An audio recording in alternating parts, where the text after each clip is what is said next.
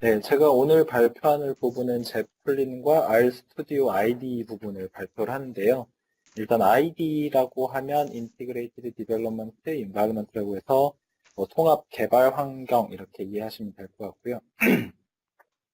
그 다음 페이지에 가시면 일단 원래 그 발표 순서가 주피터 다음에 제플린이었기 때문에 그 주피터하고 제플린이 도대체 차이가 뭐가 있나 먼저 그 부분부터 저희가 말씀을 드리려고 그래요. 왜냐하면 두 개가 비슷해 보이는 툴인 것 같은데 어떤 툴이 어떤 역할로 사용되고 어떤 툴이 더 강력한지 뭐 이런 것들을 따로 한번 조사를 해봤고요. 첫 번째 총 7가지 카테고리로 지금 확인을 해보니까 이게 실제 2018년도 3월 기준으로의 정보이기 때문에 이 두 개의 프로덕트가 또 업그레이드가 되면서 바뀌어 있을 수도 있습니다. 그래서 참고로 2018년도 3월 기준으로 조사한 자료라고 기억을 해주시면 좋을 것 같고요. 첫 번째 설치 부분을 보면 저희가 지금 그 공부하고 있는 부분들이 코그니티브 웹사이트이기 때문에 아무 설치 없이 편하게 지금 사용을 하고 계시는데 실제 제플린이나 주피터를 사용을 하시게 되면 제플린이 특히나 더 인스톨하기가 어려운 환경을 가지고 있습니다. 잠시만요.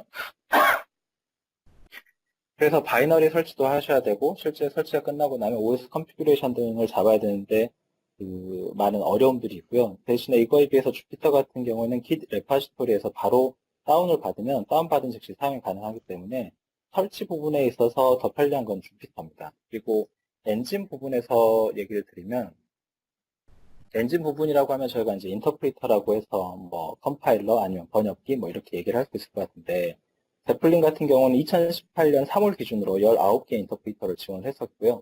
주피터 같은 경우에는 80가지가 넘는 그 인터프리터가 호환이 가능했었습니다. 그래서 여러분들이 다양한 언어를 가지고 사용을 하고자 한다 그러면 주피터가 당연히 더 훨씬 더 좋은 툴이라고 할 수 있을 겁니다.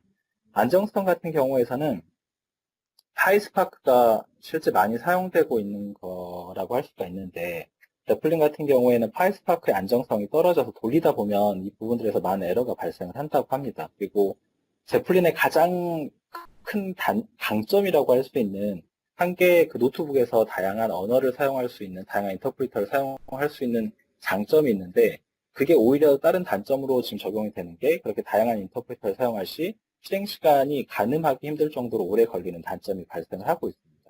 근데 주피터의 같은 경우는 제플린보다 안정성이 뛰어나고요. 그럼 지금까지 다 주피터만 좋은데 제플린은 안 좋냐? 그게 아니라 언어 호환성을 보시면 하나의 노트북 안에 다양한 인터프리터 지원이 가능해서 저희가 그 코스에서 봤던 것처럼 실제 노트북 안에다가 저희가 뭐였죠? 스칼라도 사용이 가능했었고, SQL도 사용을 했었고, 자바도 사용 가능했고, 또 다양한 그 인터프리터를 하나의 노트북 안에서 사용할 수 있는 강점이 있습니다. 근데 주피터의 경우에는 하나의 노트북 안에 하나의 인터프리터만 사용이 가능했기 때문에 그런 제약사항이 있다고 볼 수 있을 것 같습니다.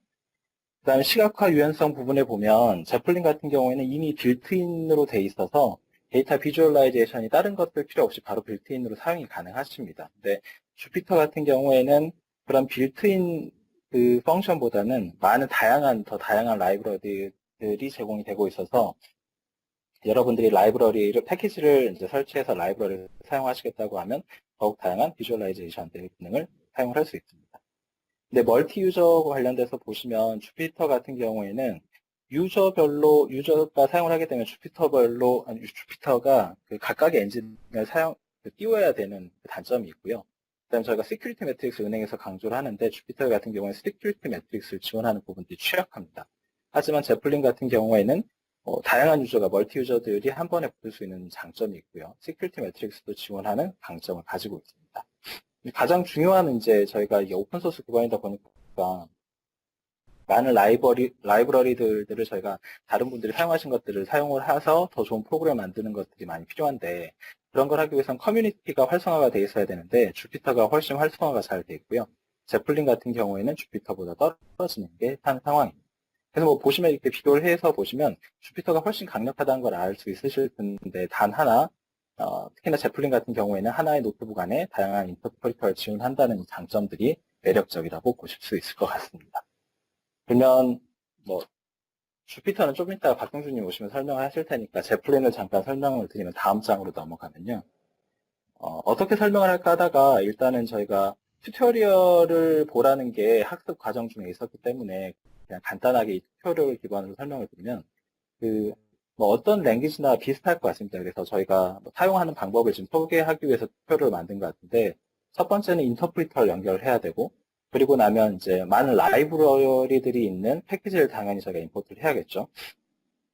그리고 여기서 예제로 삼은 거는 실제 CSV 파일을 RD 형식으로 넘기고 그 이후에 데이터 클렌징을 하고 그거를 클렌징한 거를 다시 데이터 프레임에 넣어서 그걸 템프 테이블화해서 데이터를 추출하고 비주얼라이제이션 하는 건데 잠깐 간략하게 설명을 드리면 첫 번째 1번 제가 1번으로 해놨던 걸 보시면 인터프리터 연결하기. 그래서 제플린을 사용을 하시기 위해서는 나는 어떤 인터프리터를 사용하겠어, 어떤 랭귀지를 사용하겠어 라고 해서 여러분들이 셀렉트를 해가지고 고르시게 됩니다. 그리고 다음에 2번을 가게 되는데요. 2번에서는 이제 내가 어떤 패키지를 사용하겠어 라고 해서 임포트에서 지금 보시면 org 아파치, import java.net, 뭐 import java.nio가 있는데요. 그러니까 여러 다양한 패키지들을 사용을 하실 수 있습니다. 그럼 여기 지금 패키지를 보시면 아파치에서 제공해주는 패키지도 쓸 수 있고요. 자바에서 제공해주는 것도 쓸 수 있고요. 그리고 다양한 자기가 쓰고 싶은 라이브러리가 있는 패키지들을 골라서 임포트를 하시면 됩니다. 그래서 3번부터는 약간 좀 문법적인 부분이 있어서 이 부분들은 그냥 컨셉으로 설명을 드리면 이제 CSV 파일이 지금 아마존 이 웹사이트에 있는 CSV를 지금 다운로드를 하겠다고 하는 것 같은데요. 다운로드를 해서 이게 한 줄씩 끊어지는 부분들을 UTF 팔로 인코딩을 해가지고 총 5줄을 뱅크 txt라는 거에다 넣겠다라고 하는 문법으로서 지금 스칼라 문법을 이렇게 작성했던 것 같습니다. 그리고 네 번째 보시면 이제 다운을 받아서 5개를 저장을 해놨으니까 다음 페이지에 넘어가시면요. 네 번째가 이제 데이터 클렌징인데 가비지 데이터들이 있을 수 있기 때문에 해당 데이터를 저장하는 클래스를 잡아놓고 그 안에 뭐 역 슬래시라든지 이런 가비지 데이터들이 있는 것들을 필터링 해가지고 데이터를 정제하는 단계입니다. 그리고 나면 5번째 단계가 이 데이터를 정제한 거를 데이터 프레임이라고 하는 곳에다가 집어넣게 되면 실제 여러분들이 이 표에서 보시는 것처럼 이렇게 데이터 프레임 만들어져서 나이, 그 다음에 직업, 이거는 결혼 여부인 것 같은데요. 그리고 교육 여부, 그 다음에 아마 이거는 은행 잔액 같은 정보들이 이렇게 저장이 되게 됩니다. 그리고 나서 실제 이거를 저희가 SQL 쿼리 가지고 데이터 비주얼라이제이션을 하기 위해서 실제 데이터 프레임, 그러니까 텍스트 형식으로 돼 있던 것들을 테이블로 집어넣는 작업을 6번에서 진행을 하게 되고요. 그 이후에 이제 넘어가시게 되면, 여기서 이제 그 SQL 문을 통해 가지고 select all from bank limit 5 해가지고 전부 5개의 정보들을 추출하는 걸 보실 수 있을 겁니다. 근데 이거는 실제 select all만 하고 어떤 데이터 비주얼라이제이션을 해달라고 하는 것들이 없는데 아까 전에 제가 주피터 얘기할 때 빌트인 펑션이 있어서 제플린에는 따로 어떤 것들을 설치하지 않아도 바로 비주얼라이제이션이 된다고 말씀을 드렸는데요. 7번 화면에서 보시는 것처럼 나는 단지 select만 했는데 그 부분들이 이렇게 표 형식으로 나타나게 됩니다. 그래서 지금 이 제플린 튜토리얼에서 보여주고자 했던 거는 그냥 순서를 보여주고자 했던 것 같아요. 그래서 어떻게 이걸 쓰느냐, 제플린은 인터프리터를 연결을 하고 그 다음에 여러분들이 사용하고자 하시는 패키지를 임포트를 하시고 그 패키지 가운데 여러분들이 쓰시고자 하는 라이브러리를 골라서 문법에 맞춰서 코딩을 하시고 그 다음에 마지막에 데이터를 뭐 테이블에 넣어서 SQL 하시면 기본적으로 빌트인 펑션을 통해 가지고 이렇게 비주얼라이제이션이 된다. 이 부분을 보여주고자 했던 것 같습니다. 그리고 마지막 페이지가 지금 그 RStudi오인데요. RStudio는 되게 기본적으로 그 코스에서 설명을 하고 있어서 이것도 마찬가지로 그 모든 랭귀지는 비슷한 코스인 것 같습니다. 1번을 보시면 제가 그냥 표시만 해놨는데요. 1번 같은 경우에 이제 내가 이런 라이브러리를 쓰겠어, leaflet이라는 라이브러리를 쓰겠다고 하고 2번에 보면 install 패키지라고 되어 있는데 나는 이 라이브러리를 쓰고자 하는데 만약에 이 라이브러리를 사용할 수 있는 패키지가 설치가 안 돼 있어. 그러면 이 패키지를 설치를 하게 되는 겁니다. 그래서 그러면 그 결과들을 어떻게 볼 수 있느냐? 3번에 보시면 콘솔이라고 있을 겁니다. 그 콘솔에 여러분들이 컨트롤 엔터를 쳐가지고 해당 그 만들었던 코드를 실행을 하시면 3번 콘솔 창에서 이렇게 쭉 이제 결과 실행되고 있는 것들이 보이시게 될 거고요. 그럼 나는 이 작업들을 하면서 내가 지금 집어넣은 값들이 잘 들어갔는지를 보고 싶어 이러실 때는 4번에 가시면은 Environment History Connection이라고 있는데요. Environment 탭에 보시면 이렇게 데이터 밑에, 밸류 밑에서 각각의 여러분들이 정의하신 값들이 보이시게 됩니다. 그래서 실행을 하실 때마다 내가 생각했던 값들이 정상적으로 들어갔나? 그리고 그 값들이 잘 업데이트가 됐나? 이렇게 확인이 가능하십니다. 그리고 5번은 이제 여러분들이 좀 더 개발 환경 툴을 사용하기 편하게 이제 보여주는 건데요. 파일 탭에 보시면 뭐 이미 해보셨겠지만 R로 짜여진 프로그램 코드를 디플로이를 하고 싶다 그러면 New 폴더에 누르셔가지고 실제 코드 데이터 올리시면 되고요. 그 다음에 패키지 섹션에 가시면 거기에 이제 인스톨된 라이브러리 다 보실 수 있고요. 뷰어에 가시면 여러분들 그래픽적으로 뭔가 작업했던 거는 뷰어에서 이렇게 보이게 되는 펑션을 제공을 하고 있습니다. 이상 제플린과 R 스튜디오 설명을 마치도록 하겠습니다. 감사합니다. 너무 훌륭하게 잘해줬습니다. 정말 감사합니다. 여기 지금 이제 이 사람들이 그 코스에서 이제 불특정 다수의 데이터 사이언티스트 어떤 그 지망생들 어쨌든 그 이제 그런 여러 가지 여러 다른 환경에서 다른 회사에서도 일하고 이런 사람들이 이 교육을 듣기 때문에 일단은 이제 자기들 IBM 그 코그니티브 랩이나 뭐 왓슨 스튜디오가 이제 제공하는 다양한 툴들을 소개는 해주고 있습니다. 근데 이 제플린 노트북하고 주피터 사실은 주피터 노트북이 이제 아까 설명도 잘 해주셨지만 그 주류고요. 제플린은 이제 아파치에서 그 주피터 노트북의 어떤 대응되는 이제 그런 그 툴로 개발됐는데 오늘 여기서 설명이 되고 이후의 시간에는 사실은 주피터 노트북만 씁니다. 그래서 여기 지금 보면은 이제 그 파이스파크 뭐 근데 스파크를 이제 파이썬하고 그 연결시킨 게 파이스파크이고 거기서는 이제 RDD라고 하는 그 데이터셋을 사용합니다. 그래서 그 사실은 스파크도 뭐 뒤에 뭐 더 이상 얘기가 안 나오는데요. 우리가 하둡이라고 지난번에 공부했지 않습니까? 빅데이터 할 때 가장 유명한 게 하둡인데 하둡도 아파치에서 만든 거고 스파크도 아파치에서 만든 거예요. 근데 하둡은 이제 10년 넘어서 좀 디스크 위주의 작업을 하는 좀 올드한 이제 툴이고 스파크는 최근에 개발돼서 이제 좀 그 다양한 기능을 추가로 했습니다. 그러면서 이제 메모리 디스크보다는 메모리를 더 많이 사용해서 예를 들어서 뭐 아주 빅데이터면은 뭐 어차피 디스크에서 작업을 해야 되겠지만 그 이제 지금 메모리가 매우 커져가고 있으니까 메모리상에 업로드될 수 있는 데서는 뭐 하둡보다 스파크가 뭐 100배가 더 빠르다 이런 이제 글도 나와 있는 게 있고요. 그래서 이런 식으로 뭐 사용하는 여기 이제 아파치 스파크라고 되어 있는데 스파크라는 것을 제플린 노트북에 쓸 수 있다. 뭐 이제 이런 내용을 일단 알고 계시고 그다음에 여기 R도 R 스튜디오가 나왔는데 뭐 데이터 사이언티스트들한테 뭐 R이라는 거는 정말 그 전통적인 그 빅데이터 하는 사람들이 배우는 가장 기본적인 랭귀지가 R이었는데 제가 첫 번째 시간에도 잠깐 말씀드렸지만 그 파이썬이 그 R이 차지하고 있던 부분을 다 잠식을 하고 있습니다. 범용 랭귀지의 어떤 강점 때문에 그래서 아카데믹한 부분에서는 뭐 학교라든가 이런 데서는 여전히 그 R을 워낙 많이 쓰고 계셨으니까 많이들 쓰고 새로 지금 이제 어떤 프랙티셔너들 실제로 현장에서 일하고 이러는 사람들은 뭐 R 배우고 또 다른 랭귀지 머신러닝 하려고 그러면 결국은 다시 파이썬을 또 배워야 되기 때문에 딥러닝을 하게 되면 그래서 아예 파이썬으로 다 시작을 하는 그래서 이번 IBM 강좌도 R은 여기서만 딱 이렇게 R 스튜디오가 있다라고 설명이 되고 R은 더 이상 안 나옵니다.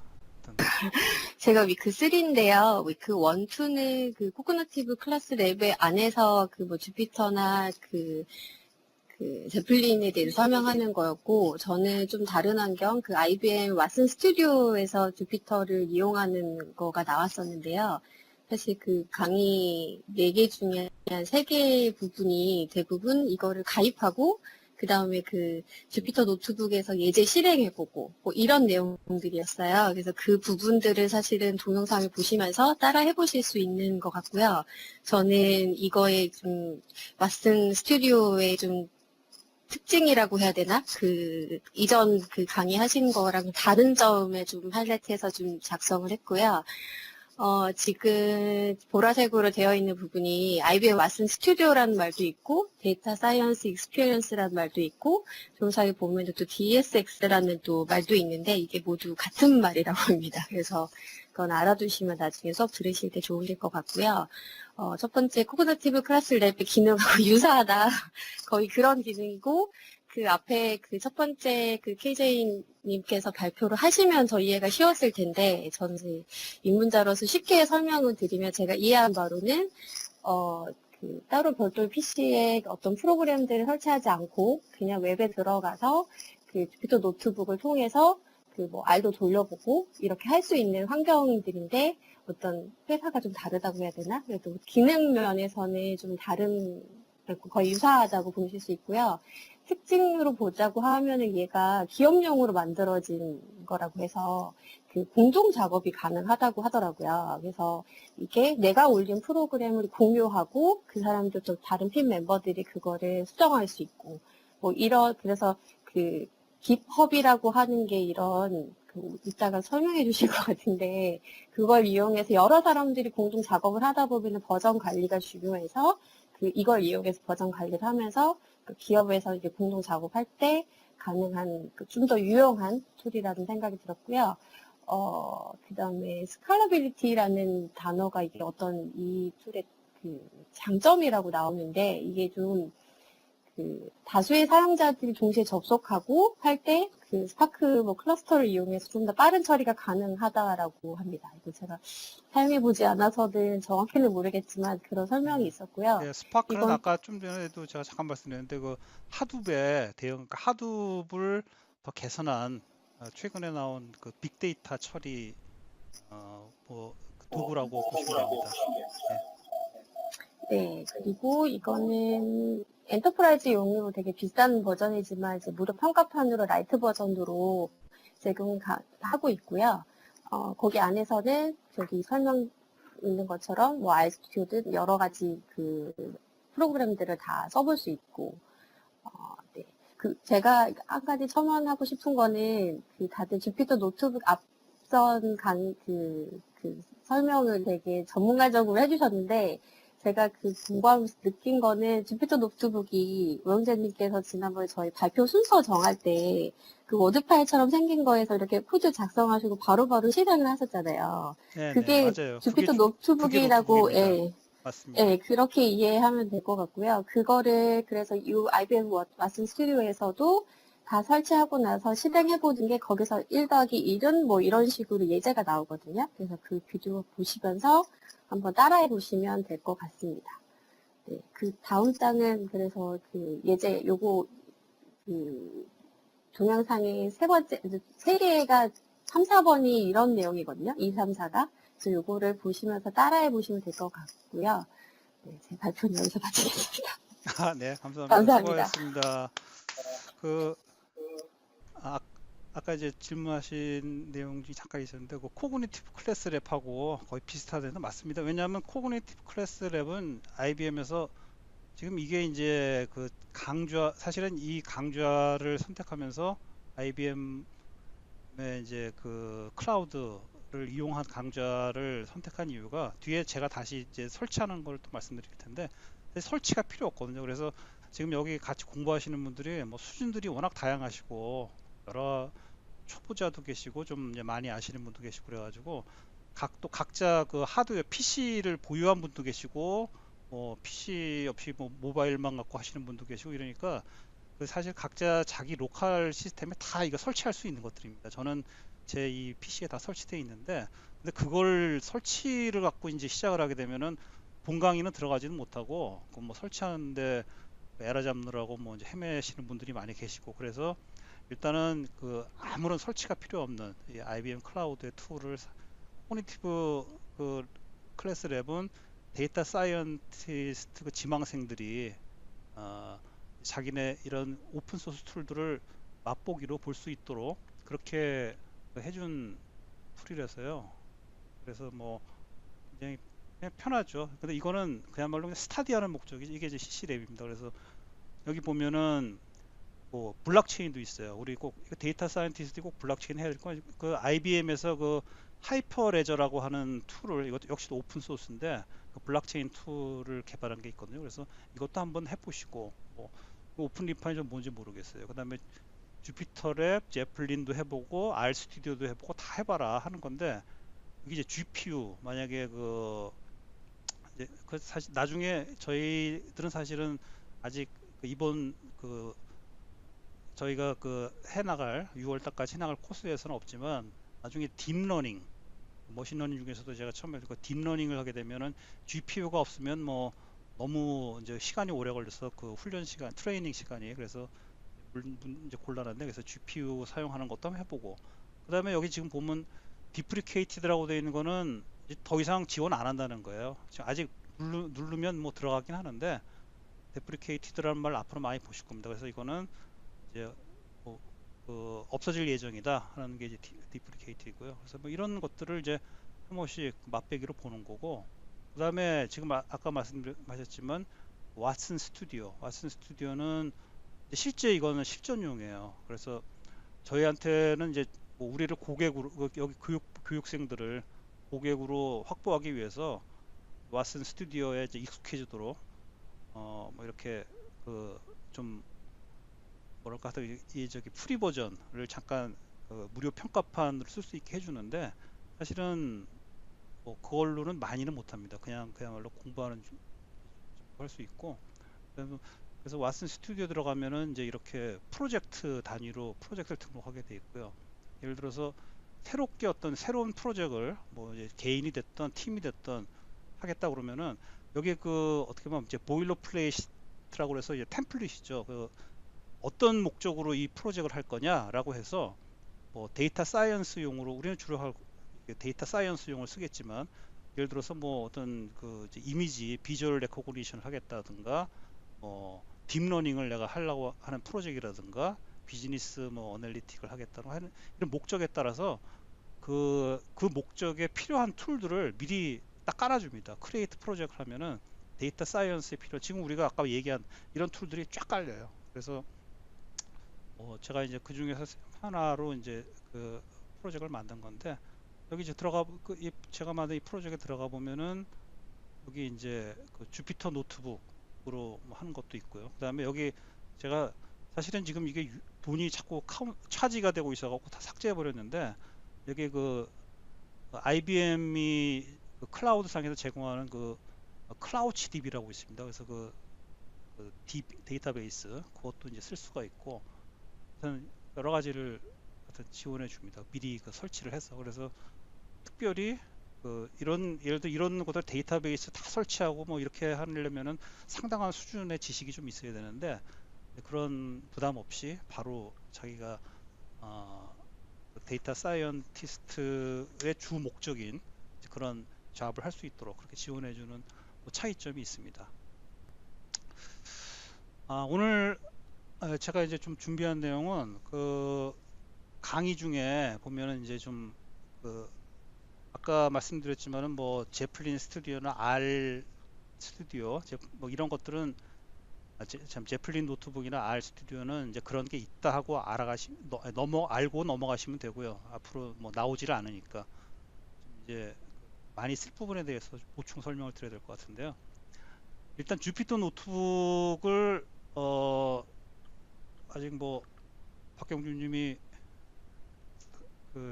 설명을 뒤에 다시 한번 하시겠지만은 이 사용할 수 있는 방법들이 여러 가지가 있습니다. 그래서 그냥 간단하게 지금 우리 코스에 있는 것처럼 IBM의 코그니티브 랩에 가서 그냥 한번 테스트 한번 써볼 수도 있고 물론 이제 아까 제가 좀 전에 보여드렸던 왓슨 스튜디오에 이제 등록을 해서 거기서 노트북을 이제 프로젝트 안에서 크리에이션해서 또 쓸 수도 있고요. 그냥 그렇게 할 수도 있고 또 구글에서도 이 컬랩이라고 하는 사이트를 제공하는데요. 구글의 완전 스튜디오는 꺼버리고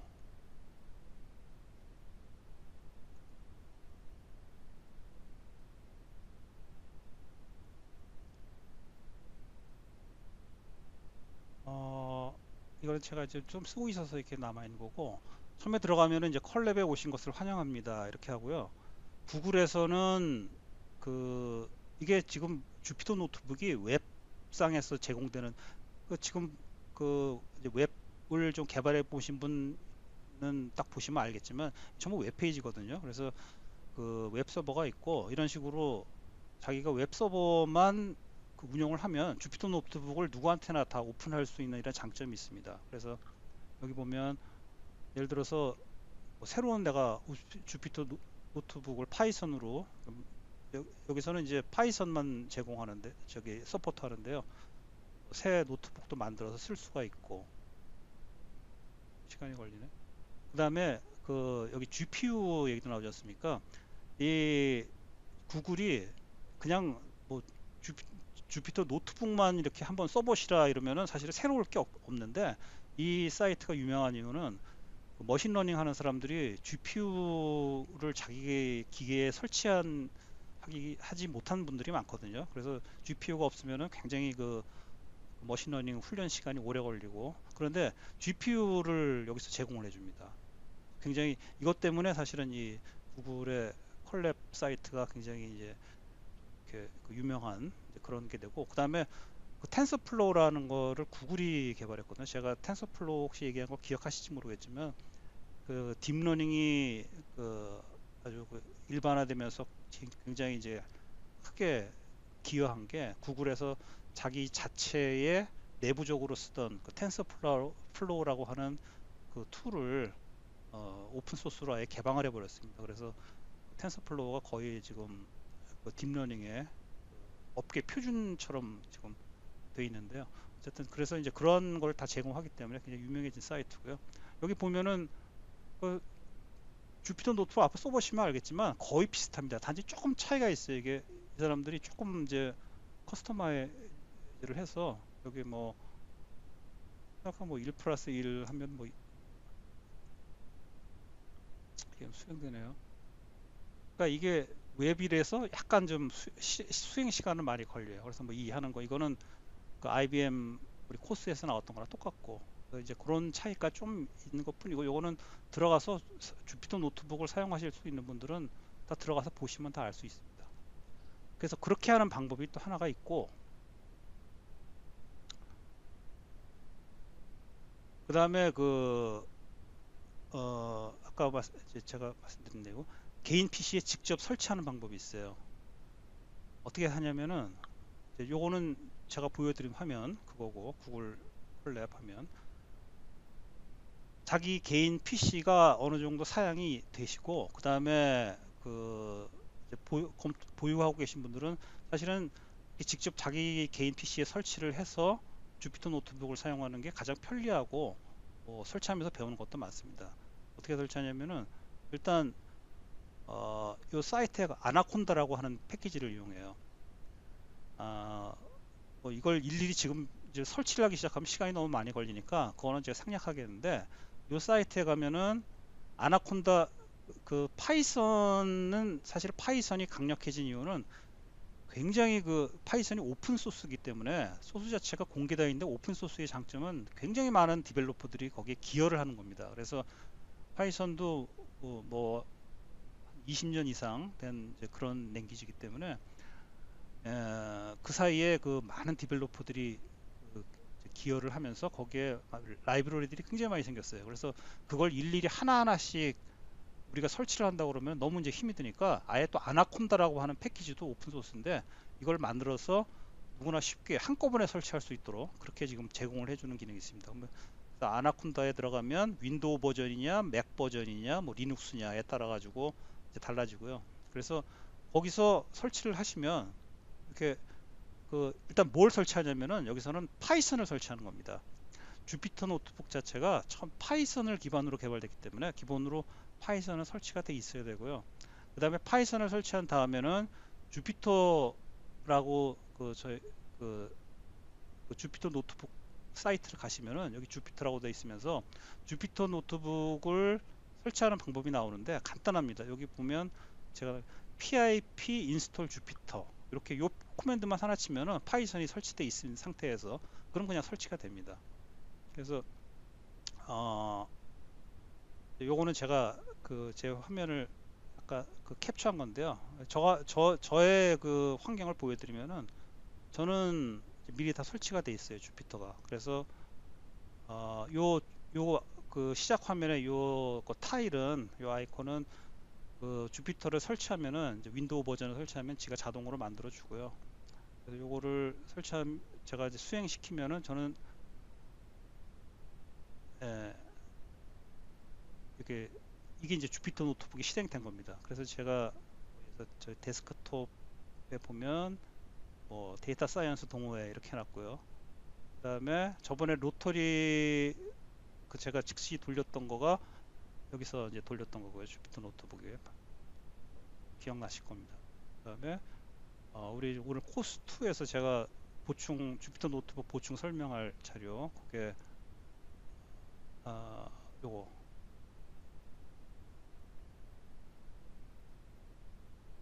요 내용을 제가 설명할 거고요. 이렇게 하는 방법도 있고 그 다음에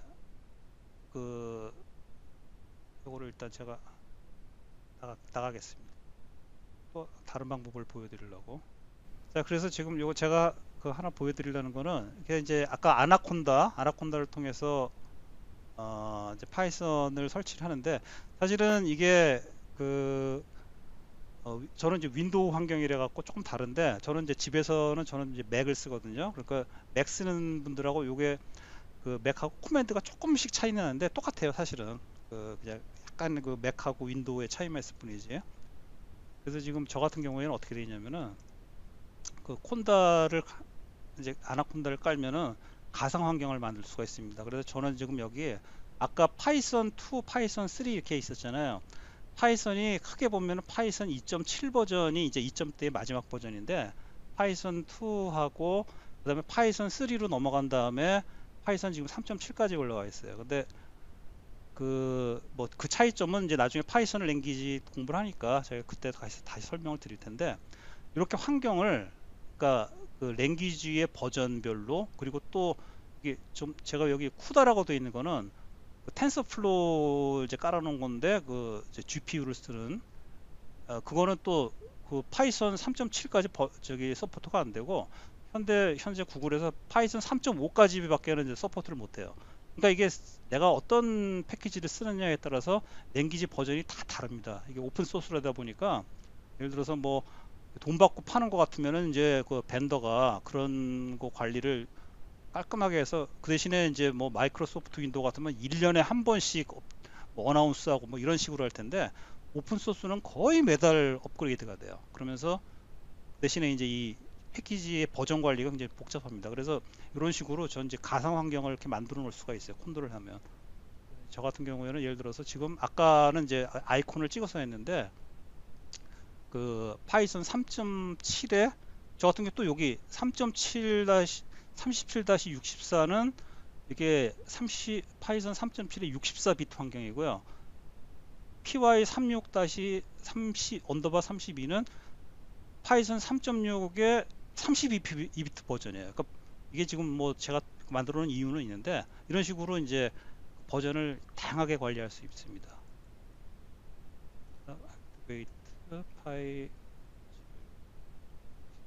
그러면 이제 여기 제가 환경이 파이썬 3.7 64비트 환경으로 바뀐 거예요. 그 다음에 주피터 노트북에 제가 이렇게 하는 방법도 있어요. 아까 이제 미리 깔아놓은 그 타일 아이콘을 누르는 방법도 있고 그러면 이제 다시 똑같은 모습이 뜨고요.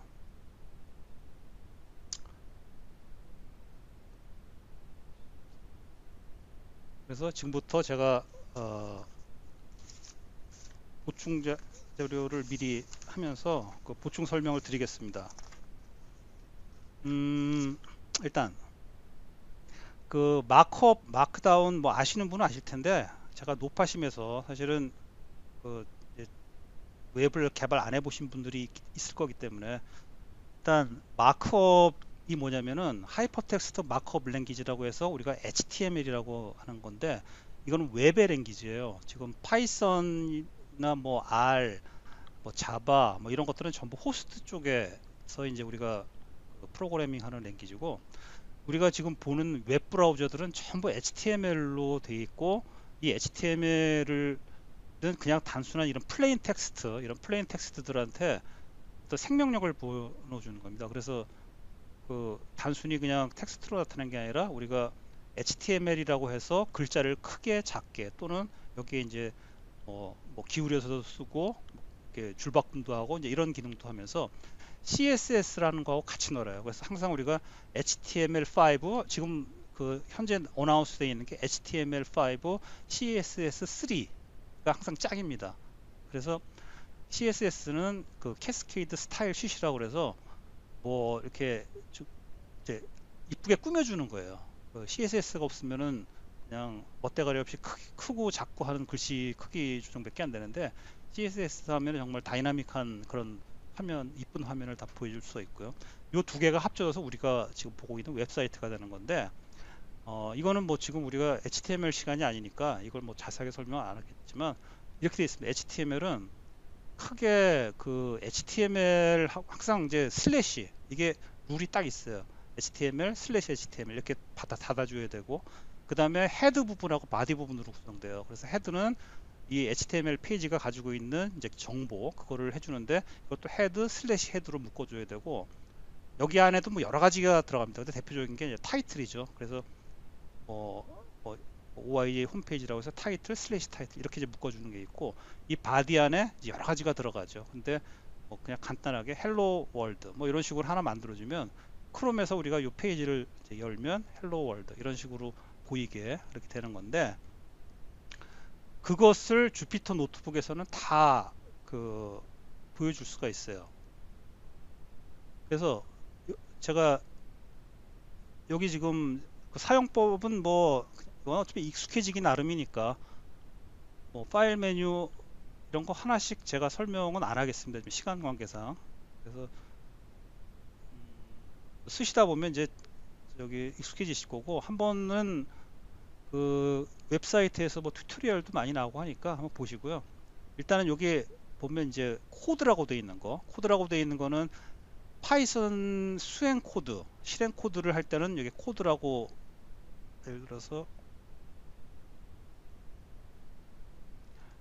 제가 지금 뭘 쳤냐면은 이제 저는 A 그 escape하고 A 코맨드를 눌렀어요. 이렇게 안 하고 뭐 여기다가 insert cell above 이렇게 해도 생기고요. 이거는 그 메뉴를 가지고 다 할 수가 있는데 일반적으로 이제 그 여기 보면은 숏컷 키를 많이 쓰죠. 그래서 여기 보면은 그 자주 쓰는 것들은 그냥 하다 보시면 다 외우게 됩니다. 그래서 여기서 예를 들어서 아까 뭐 파이썬 같은 건 프린트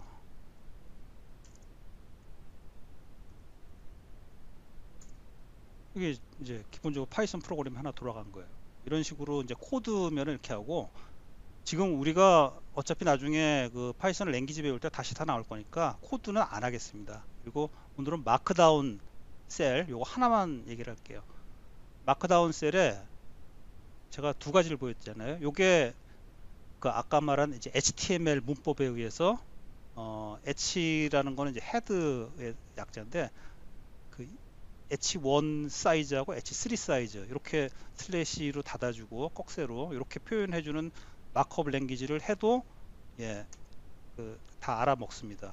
그 마크다운이라는 말이 나온 게 이게 이제 마크업이에요. 근데 아까 보셔서 알겠지만 복잡하잖아요. 이게 지금 여기서는 제가 샘플로 가장 간단한 마크업만 보여드렸지만 일단 우리 예를 들어서 그 전문 이제 웹사이트를 만들 때 보면 마크업의 종류가 굉장히 많습니다. 그리고 문법이 굉장히 까다로워서 이거를 우리가 이 주피터 노트북을 지금 쓸 때 획기적인 게 뭐냐면 과거에 그 프로그램 하시던 분들이 그 제일 애먹었던 게 코멘트예요. 문서화를 해야 된다 이렇게 말은 하지만 사실 그 문서화를 하는 방법이 프로그램 소스 중간중간에 뭐 이렇게 코멘트 뭐 슬래시나 이런 거 집어넣어 가지고 거기다가 그냥 텍스트로 뭐 이건 뭐 하는 모듈이고 뭐 이렇게 쳐넣어서 나중에 기억할 수 있도록 그렇게 하는 게 이제 결국은 일반 프로그래머들이 하던 방식이었는데 주피터 노트북은 이런 식으로 아예 그 살아있는 그야말로 출판 가능한 그런 그 글자들을 다 그 글들을 프로그램 중간중간에 삽입을 할 수가 있어요. 그래서 코드하고 코드셀하고 마크다운 셀하고 다 이제 섞어서 쓰다 보면은 나중에는 이걸 가지고 그냥 제가 책방에 가 보니까 주피터 노트북으로 그냥 그 파이썬 그 책을 출판한 그런 책도 제가 봤습니다. 그래서 굉장히 편리한데 이 마크업이 복잡하잖아요. 그래서 마크업보다 좀 쉽게 한다고 해서 이제 마크다운이 된 거예요. 그래서 마크다운은 마크업의 쉬운 버전이다. 그래서 이렇게 H1이라고 안 하고 샵 하나를 주면 큰 글자, 그다음에 샵 3개 주면 H3에 해당하는 글자, 그런 식으로 만든 게 이제 마크업이 그 마크업과 마크다운이고요. 그다음에 이런 식으로 이것도 마크다운인데 그냥 밑에다가 줄 2개를 그으면 큰 글자, 줄 하나 그으면은 좀 중간 헤딩, 그렇게도 하자 이렇게 했고요. 그다음에 이것도 마찬가지로 요게 이제 마크업, 우리가 웹 프로그래머들이 웹사이트 만들 때는, 그래서 이탈릭체 같은 경우는 em 또 슬래시 em 이렇게 묶고, 그다음에 붉은 글자 스트롱 슬래시, 이게 이제 그 아까 말한 HTML5 의 기본적인 문법인데요. 이거를 이렇게 하면은 복잡하니까 마크다운에서는 그냥 별 하나, 별 사이에 쓰면 이태릭으로 하고, 별 2개면은 굵은 글씨로 하고, 이제 이런 식으로 바꿨습니다.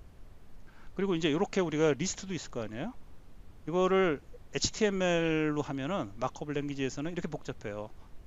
그 앞에 이제 이게 UL은 unordered list라는 건데, 이제 이렇게 번호 1, 2, 3번 없이 그냥 이제 리스트 준 거예요. 그 다음에 이거는 li는 리스트. 그래서 이런 식으로 하나 또 들어가서 li 뭐 이렇게 하면 복잡하니까 그냥 여기서는 그냥 이렇게 대시 하나 주고 한 칸 떼어서 또 대시 하면은 똑같이 나오게. 그래서 마크다운 문법이 굉장히 쉽죠. 똑같이 나와도 이렇게 이제 만든 거고요. 근데 하여튼 주피터 노트북에서는 마크업으로 그러니까 마크업을 잘 하시는 분들은 나 마크다운 새로 배우기 싫어, 그냥 나 마크업 쓸래 하시면은 그냥 아시는 대로 또 하시면 됩니다. 그다음에 이미지도 넣을 수가 있어요. 예를 들어서 링크 같은 거 할 경우에는 제가 google.com 그거를 이제 이렇게 가로치고 이렇게 해주면은 사실 이게 안 나타나면서 그냥 구글만 되죠. 그래서 이렇게 링크를 해도 되고 이렇게 구글 쳐도 되고요. 그다음에 이제 이미지, 요거는 이미지는 이것도 마찬가지로 요거는 이제 옆에 그 느낌표를 주고 이렇게 캣 이미지에서 이제 대괄호로 싸준 다음에 요게 사실은 요 캣 이미지라고 제가 같은 디렉토리에 넣어놨어요. 여기 cat cat.jpg. 그래서 요거는 제가 같은 디렉토리에 있어서 그냥 이렇게 했는데, 만약에 이제 어디 다른 디렉토리 있으면 여기다 경로명을 넣어주면 되겠죠. 슬래시 뭐 c 물론 슬래시 이런 식으로 그렇게 해주면은 이제 이미지도 넣을 수가 있고요. 그다음에 이제 이거는 뭐지? 요거는 이렇게 옆에 그 좀 이렇게 인덴테이션이죠. 이렇게 들여서 쓰는 거. 요런 효과도, 요 꺽쇠를 하면은 이제 이렇게 되고요. 그다음에 이렇게 테이블도 할 수가 있어요. 이거를 지금 그 HTML로 하려고 그러면은 또 이것도 보통 일이 아닌데, 그냥 쓰시면 돼요. 이렇게 세로 하고 그다음에 가로 좀 줄하고, 그래서 이런 식으로 코딩을 하시면은 이렇게 테이블로 그려집니다. 그다음에 HTML 코드는 다 쓸 수 있어요. 여기 보면 뭐 볼드, 이탈릭, 그다음에 여기 칼라, 여기 그 스팬이라고 하면 중간에 이제 그 스타일, 저기 그 한 줄 아래 중간에 삽입할 때 스팬이 들어가는데, 거기에 보면, 그다음에 요거는 앰퍼샌드 NPSP라는 거는 요거는 중간에 그 공백을 넣은 거예요. 이게 좀 이런 거 이제 그 마크업 랭귀지를 직접 쓰려고 그러면 이런 걸 다 아셔야 되니까 좀 어렵죠. 그래서 이게 이제 마크업인데, 뭐 마크다운으로 하면 이런 필요 없고요. 그 다음에 이제 결정적인 게 출판이 가능한 이유가, 마크업에서는 이런 걸 할 수가 없어요. 제가 그 HTML로 이런 거를 하려고 그러면은 이건 되지도 않고, 그 다음에 그냥 이미지를 만들어서 갖다가 그 웹에다가 붙여야 되는데 좀 복잡은 하죠. 근데 이거를 처음 보는 사람들은 이 마크다운, 이거는 이제 마크다운도 아니고 라텍스라고 하는 그 문법인데요.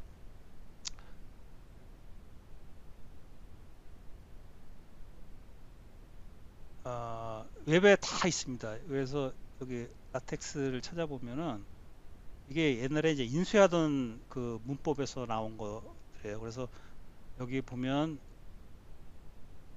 그 위키피디아에 가보면 이게 다 나와 있거든요. 그래서 뭐 사인, 코사인은 이런 식으로, 그다음에 익스포넨셜, 뭐 리미트, 이거 저 수학하시는 분들은 이제 좀 아실 텐데, 그다음에 이런 거, 뭐 팩토리얼, 그다음에 이런 표현, 정말 뭐 이런 표현, 이런 거를 다 그 주피터에서는 이 라텍스 문법을 다 수용하기 때문에 그대로만 써주면 이런 게 다 나옵니다. 그러니까 그냥 출판이 되는 거죠.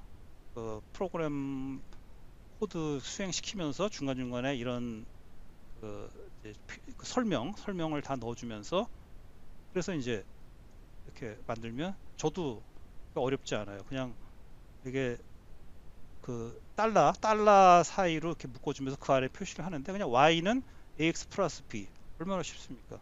얼핏 보기에 복잡해 보이는데, 그 다음에 x 제곱은 x, 그 위에 이걸 캐럿이라죠. 캐럿 뭐 제곱.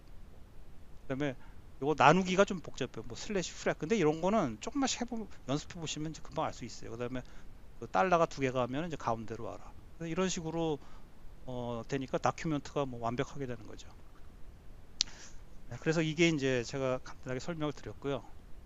그다음에 아까 여기까지 질문 있으시면 하시죠. 질문 없으세요? 네. 그럼 다시 보충자로 넘어가서, 이제 아까 그 GitHub 얘기가 나왔어요. 그래서 굉장히 이것도 그 코스에서 이제 IBM 강사는 뭐 GitHub을 당연히 알고 있다고 보고, 왓슨 스튜디오하고 뭐 GitHub을 연결하는 뭐 그런 걸 강의하고 그러는데, 예, 그 이제 GitHub은 GitHub을 만든 사람은 리누스 토발즈입니다. 그 리눅스를 만든 사람이 리누스 토발즈잖아요. 그래서 리눅스가 그동안 정말 그 오픈 소스 그 오퍼레이팅 시스템으로서 정말 지대한 그 족적을 남긴 사람인데, 그 사람이 그 리눅스 시스템 자체가 오픈 소스 시스템이다 보니까 이제 많은 그 이제 개발자들이 거기 기여를 할 거 아닙니까? 근데 이 버전 관리하는 게 너무 힘든 거예요. 그래서 도대체 뭐 이걸 같은 소스를 이 사람 저 사람이 타드도 고치고 뭐 이제 하니까, 아마 그 전산 이제 개발하시는 분들은 금방 이해하실 텐데, 그 팀이 만들어져서 어떤 그 소스를 공유해서 같이 공동 개발을 한다는 게 이 버전 관리가 보통 어려운 게 아니거든요. 그래서 이제 GitHub은 버전 관리를 위해서 만들어진 툴이고, 그걸 오픈 소스로 제공을 합니다. 정말 훌륭해요.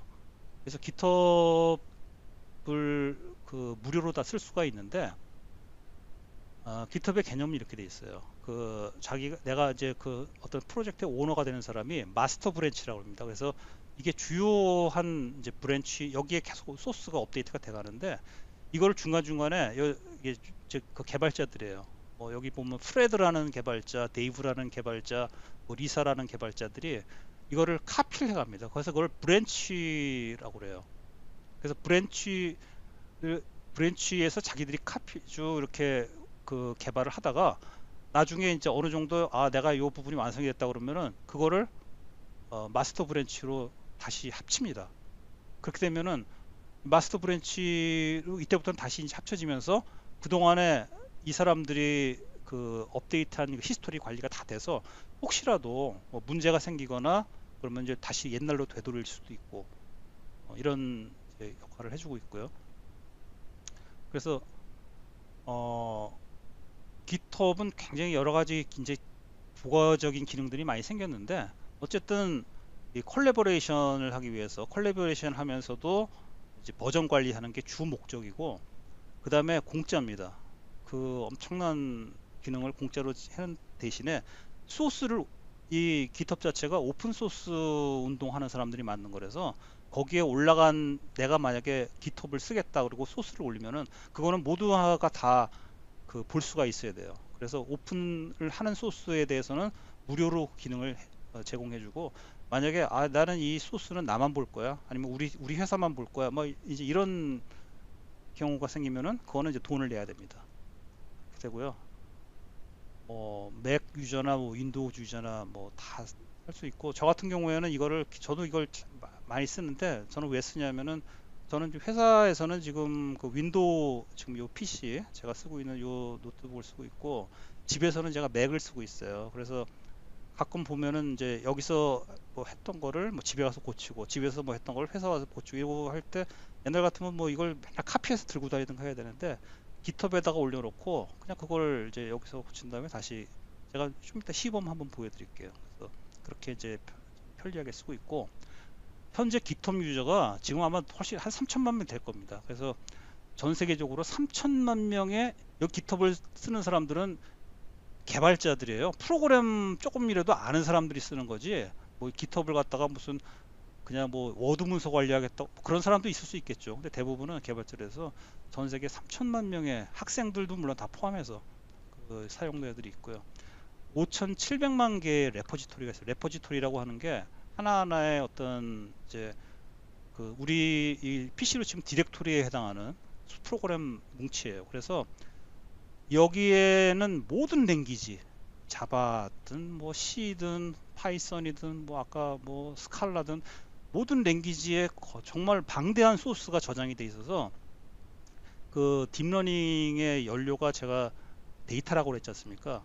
혹시라도 앞으로 그 인공지능으로 프로그램을 자동 생산하는 그런 이제 인공지능 훈련이 된다면 깃허브에서 만들 겁니다. 왜냐하면 여기는 거의 모든 경우를 다 커버하는 모든 소스를 다 확보하고 있어요. 공짜로 이걸 제공하는 대신에. 그래서 정말 무시무시한 사이트고, 최근에 뉴스를 보니까 마이크로소프트가 깃허브를 인수했더라고요. 그래서 지금은 소유권이 아마 마이크로소프트한테 넘어갔을 거고요. 그래서 하여튼 그 소스 가장 라지스트 호스트고, 그럼 이제 근데 깃허브이 굉장히 어렵습니다. 깃허브 자체가 기능이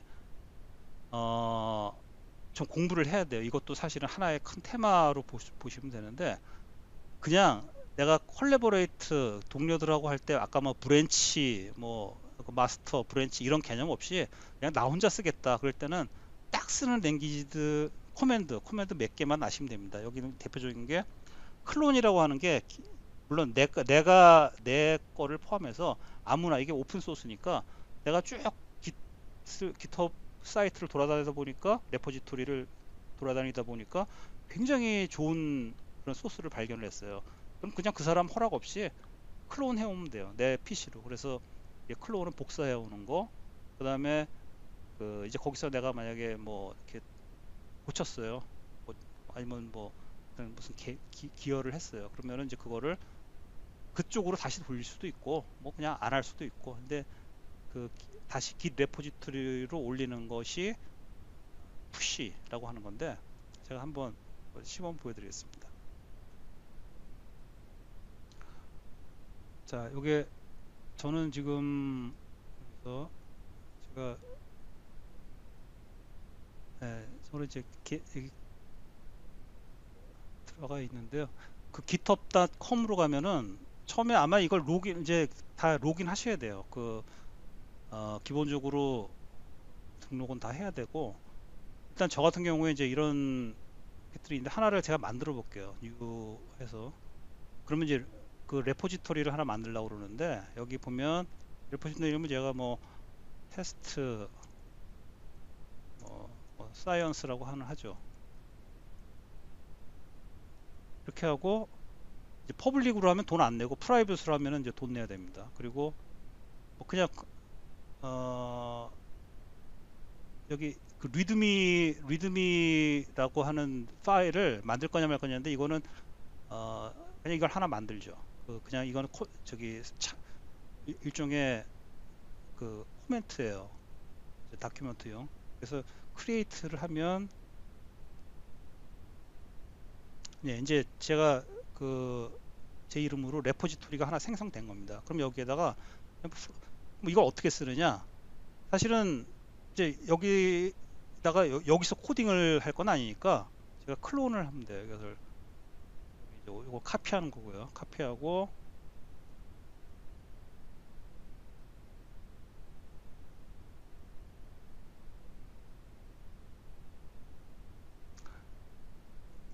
데스크톱에 여기다가 제가 복잡하니까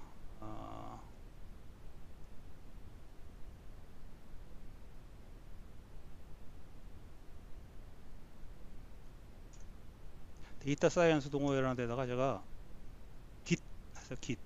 물론 git은 미리 여기 git 코맨드는 설치가 돼 있어야 되고요.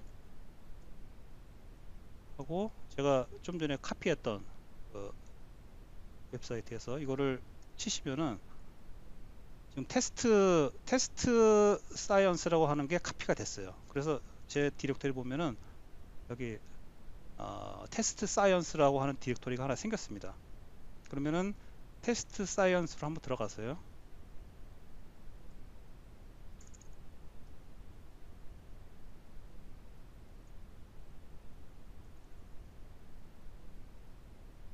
cd 테스트 제가 si 자 이렇게 하면 아까 리듬이라는 게 나왔죠. 제가 이거는 아톰은 제가 쓰고 있는 제 에디터인데요. 이거는 뭐 사람마다 다 다를 수 있습니다. 어떤 에디터를 쓰느냐에 따라서 저는 아톰 에디터를 많이 써요. 여기 보면은 이제 아무것도 없죠. 제가 여기서 하나 고쳐볼게요. 자, 오늘은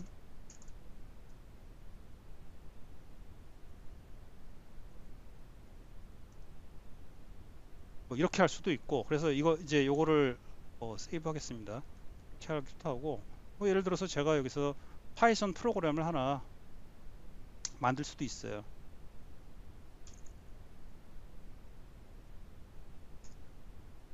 그래서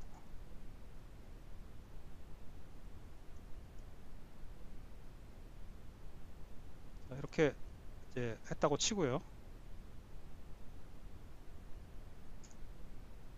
이거 하나 생겼죠?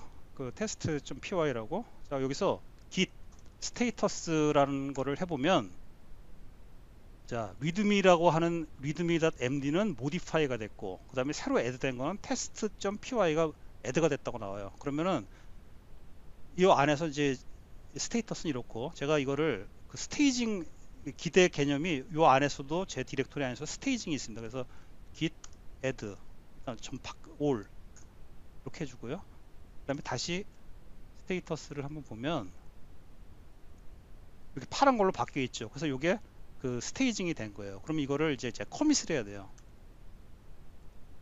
이거는 이제 메시지라는 게 -m이라는 거고, first commit 이런 식으로 하게 되면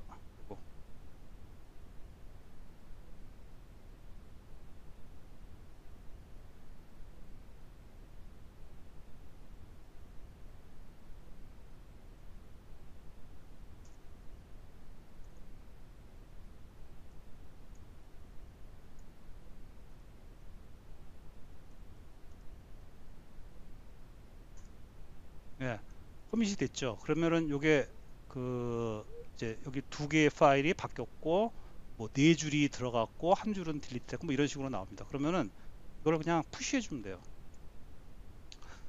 그러면 제 지금 개인 PC에서 제가 이제 그 바꾼 내용하고 그 다음에 하나 추가한 파일이 git 그 레파지토리 상에 웹상에 반영이 되어 있을 겁니다. 여기서 제가 다시 한번 요거를 실어보면은 돼 있죠. 그래서 여기 보면 이제 이렇게 요거는 이렇게 돼 있고요. 그다음에 test.py라고 하는 거는 또 이렇게 들어 있고, 이런 식으로 관리하는 겁니다. 그러면 요거를 예를 들어서 제가 회사에서 했잖아요. 그러면은 집에 있는 또 맥에 가서는 이거를 다시 아까처럼 그 클론 받아서, 그리고 이제 한번 그렇게 서로 카피를 하면 거기서는 클론은 처음에 카피할 때고, 풀 하면은 바뀐 게 이제 들어옵니다. 그래서 뭐 푸시 하면은 바뀐 거를 여기다 넣는 거고요. 그래서 그런 정도의 코맨드만 아시면 굉장히 편리하게 사용하실 수 있고, 당분간은 이제 그런 정도에서 아마 쓰시는 게 대부분일 거고, 제가 뭐 여기 이제 복잡하게 변경 히스토리 조회 이런 거 안 하는데, 변경 히스토리를 이제 이게 버전 관리라고 그랬잖아요. 내가 이걸 잘못한 것 같아요. 그래서 바꿔야 돼요. 그러면 여기는 지금 히스토리가 하나밖에 없으니까 이걸 보죠. 요거의 히스토리를 보면은 자 이렇게 되어 있습니다. 처음에 그 이게 두 번 바뀌었잖아요. 2분 전에 바뀌었고 6분 전에 바뀌었고 그러면서 요거 그 예를 들어서 내가 다시 옛날 소스로 돌아가고 싶다 그러면은 다시 돌아갈 수도 있어요. 그러니까 이런 식으로 예 박경준님 네, 다음 슬라이드로 넘겨주세요. 네 네, 설명드리겠습니다. 저희 보고 있는 화면은 코그니티브 클래스 랩이라고요. 주소는 여기 보시면 https://cognitiveClass.ai라고 되어 있고요. 일단은 제가 느낀 거는 일단 설치가 필요 없습니다. 그리고 별도 공간이 필요 없습니다. 근데 다만 각각 뭐 하나 누를 때마다 도커가 뜨기 때문에 도커를 떠서 기다리는 시간이 좀 필요하고요. 지금 저는 이제 개인적인 생각은 뭐 아리나 파이썬을 그냥 설치하겠다고 생각을 하기는 했는데 보시면 버전이나 이런 여러 가지 면에서 이게 훨씬 더 좋은 점이 있고 어디에서나 쓸 수 있다는 강점이 있다고 생각이 됩니다. 그래서 지금 오늘 설명할 거는 저 0번에 되어 있는 마이 데이터 부분 그리고 이제 여기 왼쪽에 1, 2, 3, 4로 되어 있는 주피터 랩과 제플린 그다음에 알스튜디오 그리고 시오스 관련된 걸 간단히 설명을 드릴게요. 다음 장 넘어가 주시겠어요? 예, 코그니티브 랩에서 보신 마이 데이터라는 화면이 있습니다. 그래서 처음 보시면 이제 크리에이트 폴더와 이제 업로드 데이터가 있는데 크리에이트 폴더는 폴더에 데이터, 새로 폴더를 만들 수 있는 기능이고요. 업로드 데이터는 실제 데이터를 업로드 할 수 있는 건데 보시면 아무 데이터나 일단은 보고 드래그 앤 드롭을 해서 가장 간편하게 올릴 수도 있고 실제 화면을 다 브라우저에서 하나씩 올릴 수 있는 방법도 있습니다.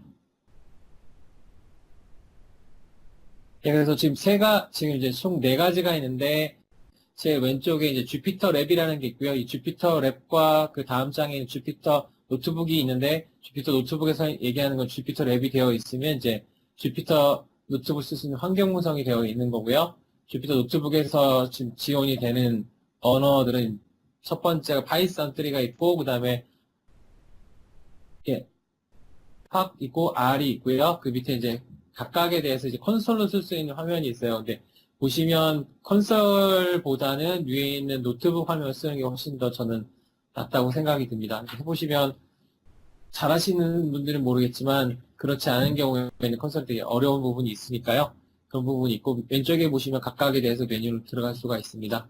그래서 그 주피터 랩하고 주피터 노트북 같은 경우는 파이썬만 쓸 수가 있는 게 아니라 스파크도 있고 R도 쓸 수가 있어요. 근데 각각을 다 쓸 수 있지만 각각 쓰는 것도 나쁘진 않다고 생각이 됩니다. 그리고 두 번째 있는 메뉴는 제플린이거든요. 근데 저도 이제 이 제플린이라는 걸 처음 봤는데 이제 들어가서 제플린을 눌러보시면 각각에 대해서 쓸 수 있는 방법이 나오고 튜토리얼 for 파이썬이 있고 튜토리얼 for 스파크이 있어요.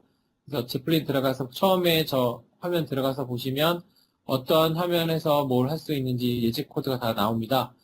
오른쪽 이번에 오른쪽을 보시면 제플린의 가장 큰 장점은 시각화할 수 있는 기능이 상당히 강력하다는 거라고 보시면 돼요. 저쪽에 보시면 아시겠지만 다양한 그래프와 차트를 만들 수 있고 그리고 또한 다른 다양한 데이터 이 밑에 있는 뭐 하둡이나 이런 등등등의 데이터에 쉽게 붙여서 다양한 자료들을 만들 수가 있습니다. 이제 좋은 점은 이러한 다양성과 시각화 기능이 있는 거고요. 제가 저번에 인천 출장 가서 잠깐 이거 제플린에 대해서 설명드린 걸로는 인원이 넘어갔을 경우에 이제 대량으로 배포했을 경우에는 시각화라는 장점에 대비해서 이제 보안이나 권한 관리된 부분이 좀 문제점이 대두가 된다고 하더라고요. 그래서 다른 큰 회사 같은 경우는 상대적으로 그 부분에 대해서 걱정하는 부분이 있어서 안 쓰는 부분이 좀 있다는 피드백을 받았습니다. 그리고 이제 3번 같은 경우는 RStudio예요. 예, 실제 제가 놀랐던 부분이 제가 RStudio를 가장 많이 쓰는 편인데 RStudio 같은 경우에 실제 설치해서 쓰는 RStudio와 기능상에서 거의 차이가 없어요. 그리고 생각보다 지금 제가 지금 명령을 넣냐면 현재 깔려있는 기본 패키지를 보는 거를 돌려봤는데 생각보다 많이 깔려 있고요. 실제 RStudio에서 메뉴나 그다음에 중간에 이제 페인 레이아웃이라고 해서 이 화면 색깔이나 조정하고 그다음에 명암이랑 조작한 부분이 있는데 거의 최신 버전이랑 거의 비슷하게 지원이 돼요. 그래서 그런 부분에 상당히 강점이 있고 그 주피터 랩 같은 경우에는 아까 그러니까 주피터 노트북 같은 경우에는 시각화 그런 부분이 있는데 얘는 그 여러분이 생각하는 기본적인 IDE 화면이랑 가장 가깝다고 생각을 하시면 됩니다. 그래서 기본적인 거 다 되어 있고 설치하는 부분도 추가적으로 할 수 있기 때문에 R을 사용하는 데 가장 이상적인 환경이라고 생각이 돼요. 그리고 이제 네 번째는 COS인데 COS는 다양한 데이터 핸들링 할 수 있는 부분이라고 저도 잠깐 봤는데 실제로 저는 써보지를 못했어요. 그래서 그것까지 설명을 못 드리고 요까지 있다라는 것만 설명을 드리겠습니다. 예, 첫 번째, 두 번째, 세 번째, 네 번째도 주피터 노트북에 대해서 설명을 드렸던 거고, 지금은 주피터 노트북인데 예전에 아이파이썬이라고 됐다고 하더라고요. 강의를 들어보면 주피터가 아이파이썬 했느냐 이런 질문하는 부분도 있습니다. 그래서 보시면 아까 말씀드렸듯이 파이썬과 R 스칼라를 지원을 하고 있고요. R과 스칼라가 된다고는 해본데 써본 적은 없어요. 아직 익숙하지가 않아서 그런 부분이 있고, 가장 큰 장점은 오른쪽 위에 보시는 것처럼 되게 시각화가 잘 되어 있고 그 라인 바이 라인으로 해서 이제 한번 돌려보고 결과값을 알 수 있는 그런 기능이 있어요. 아까 얘기했던 R 스튜디오 같은 경우에는 이제 까만 화면에서 이제 일괄로 실행하거나 할 수는 있는데 여기 같은 경우 이제 조각조각 나눠서 한번 돌려서 보고 밑에 결과물을 볼 수 있는 장점이 있는 거죠. 이렇지 않을 경우에 R 스튜디오 같은 경우는 각각 결과를 다 카피해서 에디터에 넣어놓고 아까 말씀하셨듯이 주석 처리를 다 해야 되는 좀 어려운 점이 있어요. 그런 부분은 주피터 노트북 훨씬 더 강점이 있고, 두 번째로 R 같은 경우에는 코드만 만들어서 저장을 하는 장점이 있는데 비해서 주피터 노트북 같은 경우에는 전체 모든 화면을 다 만들어서 이거를 웹상으로 공유하거나 이런 장점이 있습니다. 그래서 그런 부분은 훨씬 더 강점이라고 생각을 하고요. 여기 보시면 그냥 코드를 적고 블럭을 지정한 후에 Shift Enter 누르면 바로 결과가 나와요. 그래서 가장 우리가 작업했던 결과물까지 전부 다 공유할 수 있는 장점이 있고, 아까 노영재 부장님 말씀해 주셨듯이 헤더 마크업이나 아까 얘기했던 라텍스 기능 지원, 그리고 이제 그림 파일 지원하는 부분이 있어요. 그런 면에서 상당히 시각화나 정리할 수 있는 장점이 있는 거죠. R 같은 경우 스튜디오는 그냥 스튜디오 기능만 있다고 하면 얘는 실제 작업을 해서 시작부터 끝까지 모든 걸 다 만들어서 할 수 있는 방법이 있습니다. 예, 그러고 밑에 파이썬 같은 경우 이제 잠깐 더 설명을 드리면 주피터 노트북에서 이제 그런 부분이 뒷부분에 나와요. 어떤 패키지가 쓸 수 있느냐 뭐 이런 것들이 있는데 지금 보시면 이제 가장 많이 쓰이는 거는 넘파이하고 매플라리베 파이플랏 그리고 판다스 파이스팍이 있는데 넘파이는 지금 보시면 저희가 하고 있는 대부분의 딥러닝 관련된 기능들 그다음에 매트릭스 행렬 연산하는 부분들에 대한 패키지들이 대부분 넘파이에서 지원이 되고 있어요. 그래서 행렬 연산 같은 경우는 R은 좀 복잡한 과정을 따라야 되는데 이제 파이썬에서 그런 기능이 있고 B에 있는 매플라립 같은 경우는 차트나 시뮬레이션 할 수 있는 기능이 들어가 있습니다. 그리고 C 같은 경우에는 최근에 많이 대두됐던 패키지인데 판다스라고요. 실제 보시면 R의 데이터 프레임과 같은 데이터 포맷을 제공하는 부분과 핸들링하는 부분이 있어요. 생각보다 아주 강력한 부분이 많고 SQL도 쓸 수 있는 기능이 있기 때문에 굳이 복잡한 기능 안 써도 그냥 판다 SQL을 써서 그냥 하는 경우도 있습니다. 그리고 D는 파이스팍인데 저희가 리전의 다른 나라의 딥러닝은 아니고요. 그래도 부스트 모델 같은 경우 쓸 때 보면 대부분의 대용량 데이터도 파이스팍으로 핸들링을 하더라고요. 그래서 보통은 ABC만 언급을 하는데 파이스팍까지는 안 하고 필요성이 있을 것 같아서 넣어놨고요. 이거 주피터 노트북 같은 경우 저는 엄청난 강력한 점이 있고요. 그 외에 지금 보시면 아나콘다 솔루션을 PC에 설치를 하면 같이 따라오는 기능이 있어요. 주피터 노트북도 물론 들어오고 그 안에 이제 아나콘다 스파이더라는 게 있어요. R과 비슷한 경향이 있는 거고 하이참이란 PC에 설치하는 부분도 있는데 이거는 보시면 패키지나 아니면 화면 관리할 수 있는 부분이 훨씬 더 좀 많이 강력합니다. 네. 프로그램을 일괄로 돌리려고 하면 이 두 프로그램도 괜찮다고 생각을 해서 한번 보시라고 추가를 해놨습니다. 예, 이상입니다. 네, 감사합니다. 잘 설명해 주셨고요. 그리고 R을 써보셔서 저는 사실 R을 안 써봤기 때문에 굉장히 그 비교해서 잘 설명해줘서 굉장히 도움이 많이 됐는데 여기 보면은 이제 그 파이썬 아까 그 판다스가 R의 데이터 프레임하고 비슷하다고 말씀하셨는데 당연한 게 R의 데이터 프레임을 그대로 카피한 거예요. 그다음에 그 매플러립 같은 경우에는 매틀랩 그 전통의 그 학원 그 대학에서 가장 만약 범용적으로 많이 쓰이고 강력하다고 하는 그 매틀랩의 그래픽 기능을 그대로 또 카피한 게 매플로립이라서 아, 어쨌든 그래서 이제 파이썬이 굉장히 그 파워풀하게 이제 인정받는 그런 이유가 있습니다. 늦은 시간까지 고생하셨습니다. 네, 감사합니다.